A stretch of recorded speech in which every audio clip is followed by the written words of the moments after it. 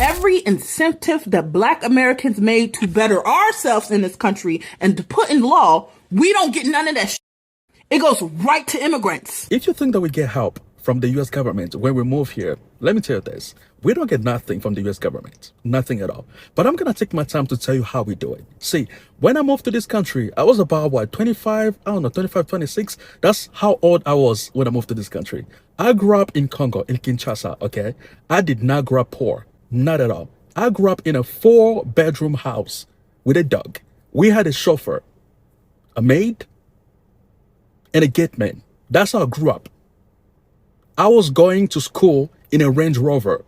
That's how I grew up. I went to private school. I did not grow up poor. Most Africans are not poor. We just have unstable countries. Unstable countries meaning, by the time I got done with college, I had a job. I was working in our family business. Okay, our business was making a minimum of 1K a day. A minimum in Congo, 1K a day. We were living good. Life was nice. We living good. Everything was fine. But we were still in an unstable country. Now, this is how the instability in our countries literally ruins everything. This dude right here becomes president. He was president for 2 terms. After his 2 terms, he decided he wanted to extend for a 3rd term. That's not in the constitution. Now, his fanatics was fighting to keep him in power because they were getting richer and richer every year. They had no reason to let him go because he was making them richer. You feel me? So these people started a procedure to keep him in power for a 3rd term, and the population was not having it. So this dude right here, to punish the population, literally crashed the economy. Literally. Remember, our store was selling a minimum of 1K a day, okay? We went from 1K a day to zero for weeks, sometimes months. And that happened overnight. That led to people getting angry. That led to violence. That led to a lot of people's lives being destroyed because of violence. All these people in power became brutal. They started targeting the population. They started targeting people that were against them. That's the main reason why a lot of people from Congo left the country, because they were being targeted by the government.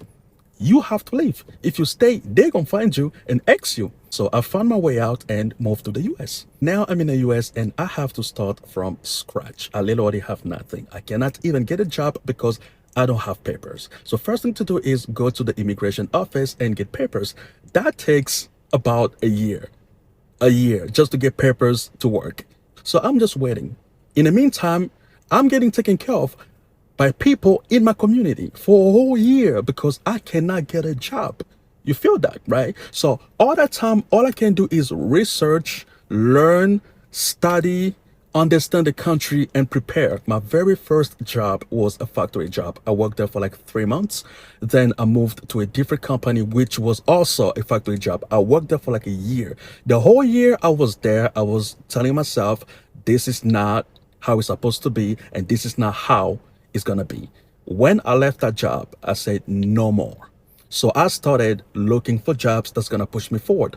I found another job, then another job, then another job, and before you know, I'm starting to make 6 figures. Just like that. I'm an African American. I'm the only person in the world who's had issues or who's faced discrimination. No, you're not. American Black people are not the only people who've gone through hardship in this world. The same way slavery or the history of America has an impact on Black people, history itself still impacts Black people across the world today. And that's what a lot of you don't seem to understand. Your great-granddad or your granddad was a slave. Fair enough, innit? But so many African nations are still being affected by the West today. Look at Congo. As a clear example, it doesn't have to be slavery in your face for it to still be slavery in your face. Do you know where the resources in your iPhones come from? Congo. Them man are still going through it right now. I'm an African American. I'm the only person in the world who's had issues or who's faced discrimination. No, you're not. I'm an African American. All these people are stealing our culture.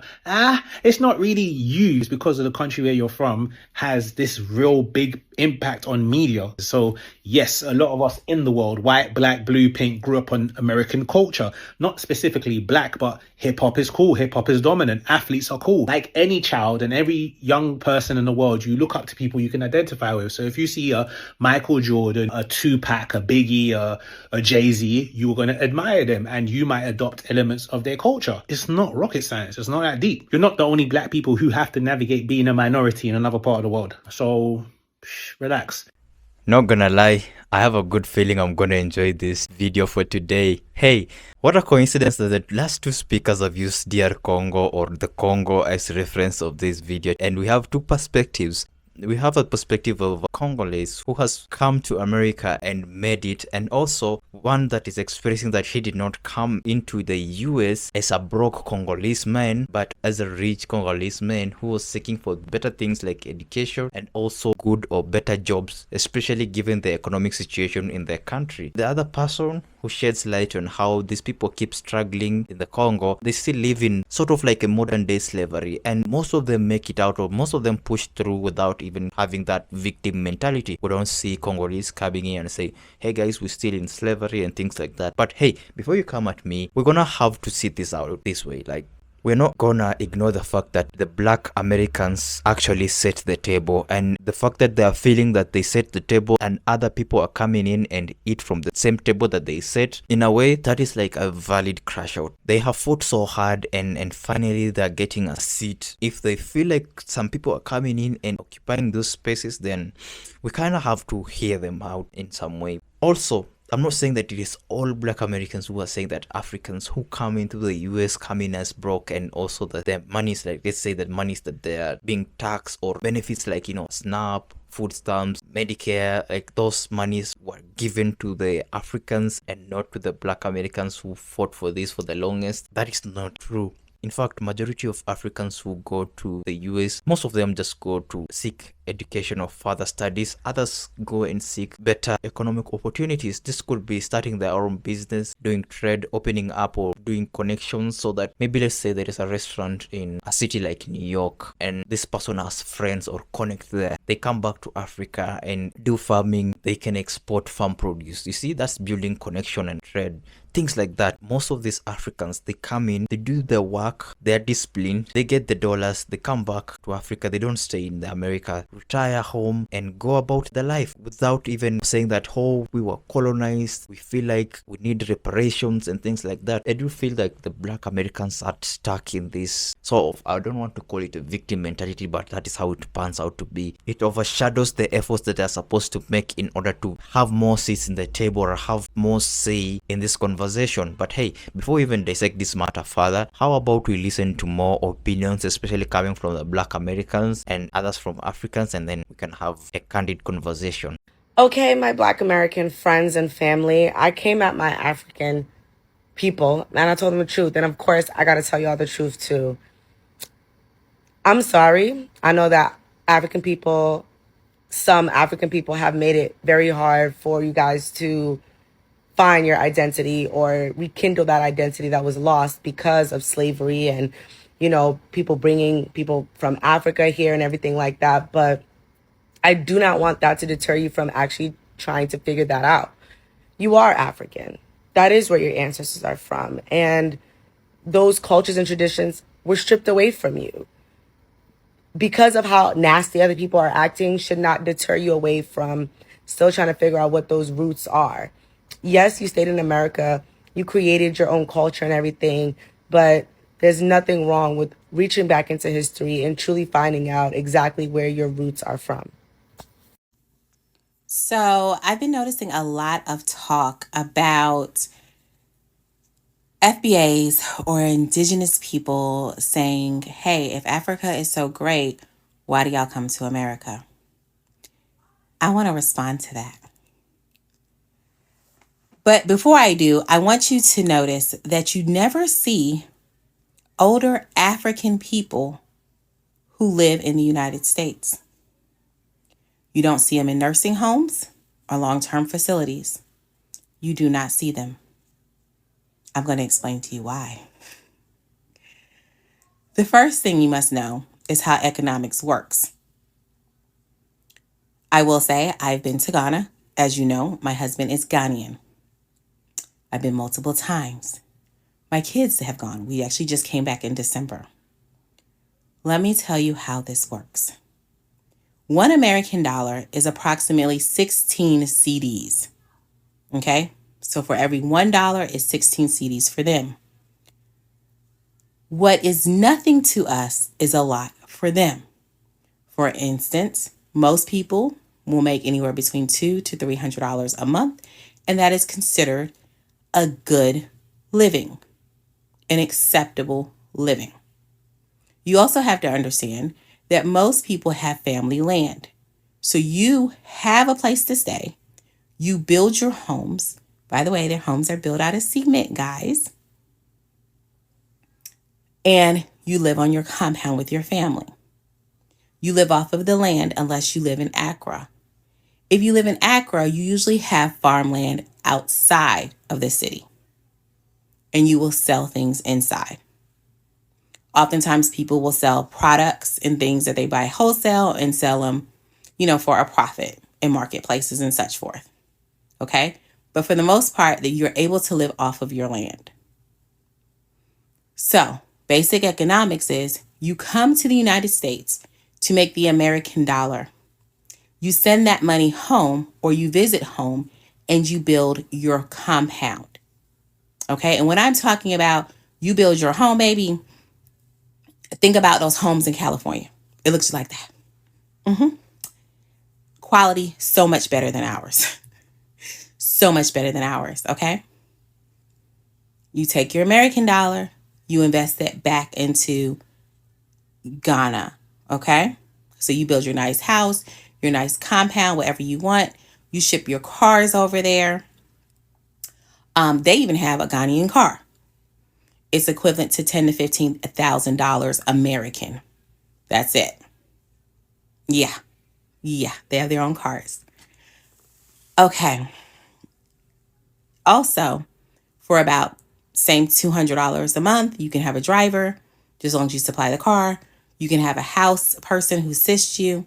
And also, medical is so different. There, they have lots of pharmacies. In the pharmacy, you can walk up, tell them your symptoms or what you would like to have. They tell you what it is, and they will give you the medicine right then and there. I will give you an example. At the marketplace, I went to a pharmacy.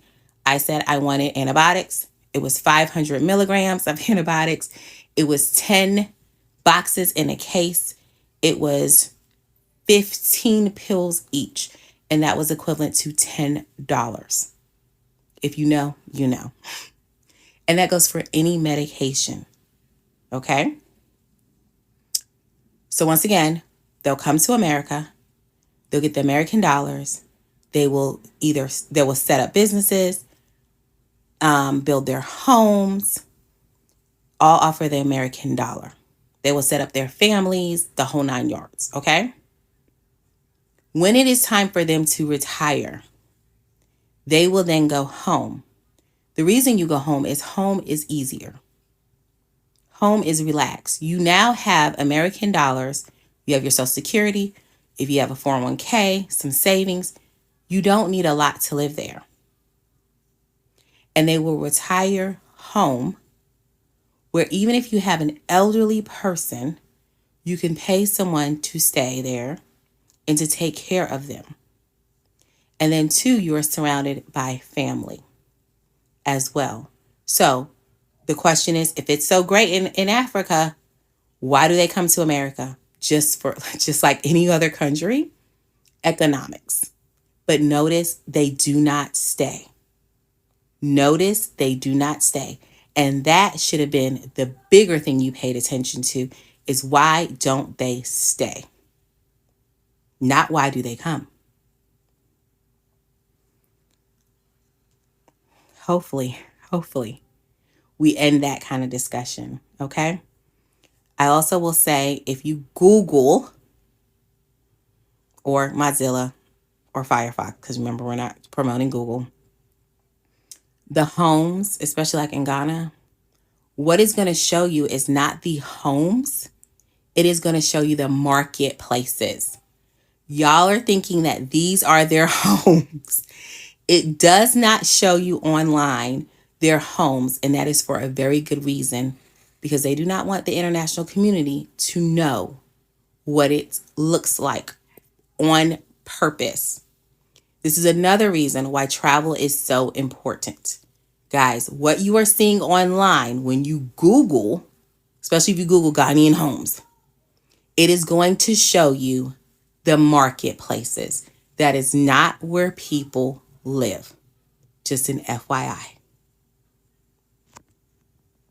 And that is the narrative that they sell you. They tell you that Africa is poor. Travel the world and you'll see it for yourself. You'll be astonished. But hey, what are the chances that what I said before and she said now being like so close? Where I was saying like people travel for economic reasons and then they come back home, invest in their countries. Like, that is what majority of the Africans are doing. It seems like no one is even noticing that. It's so smart and it's like they found a cheat code to the system. While some Africans have this mentality or have these brains to come in and make the dollars and f off, some do not have this mind and become troublesome, or they just get sucked into the system. There are this type of people now who face visa issues, passport issues, they face deportations. Some of them entered maybe illegally. We cannot lack that population, but I'm sure it's not a majority. The narrative that Africans come into the US as poor, we have debunked it as very false. We can see ranking these communities like, let's say,